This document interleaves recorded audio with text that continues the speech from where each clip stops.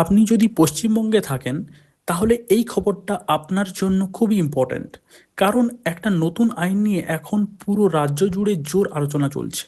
এবার শুনুন পুরো বিষয়টা। পশ্চিমবঙ্গ বিধানসভায় public safety and control of anti social activities bill 2026 pass হয়েছে। এই নতুন আইন অনুযায়ী যদি গভর্নমেন্ট মনে করে কোনো ব্যক্তি ভবিষ্যতে অ্যান্টি সোশ্যাল অ্যাক্টিভিটি করতে পারে, তাহলে তাকে 1 বছর পর্যন্ত প্রিভেন্টিভ ডিটেনশনে রাখা যেতে পারে। এই বিলে আরও বলা হয়েছে প্রত্যেকটি মামলার পর্যালোচনা করবে একটি অ্যাডভাইজরি বোর্ড। তাদের রিপোর্টের ভিত্তিতে ঠিক হবে ওই ব্যক্তিকে আটক রাখা হবে নাকি মুক্তি দেওয়া হবে। এছাড়াও কিছু ক্ষেত্রে লয়ারের অ্যাক্সেস নিয়েও নতুন নিয়ম আনা হয়েছে। আর কেউ যদি পাবলিক বা প্রাইভেট প্রপার্টির ক্ষতি করে তাহলে তাকে কম্পেনসেশনও দিতে হতে পারে। মুখ্যমন্ত্রী শুভেন্দু অধিকারী বলেছেন, এই আইন শুধুমাত্র পাবলিক সেফটির জন্য আনা হয়েছে এবং এটি পলিটিক্যাল রেভেঞ্জের জন্য ব্যবহার করা হবে না।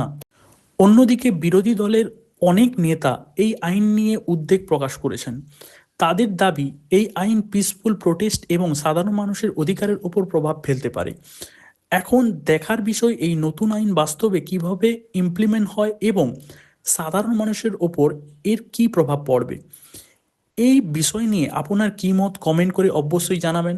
আর আপনার এলাকায় কোনো গুরুত্বপূর্ণ খবর থাকলে স্পিক অপিনিয়ন বেঙ্গল ডিএম করুন। আপনার পাঠানো খবরই হয়তো আমাদের পরের ভিডিওতে উঠে আসবে।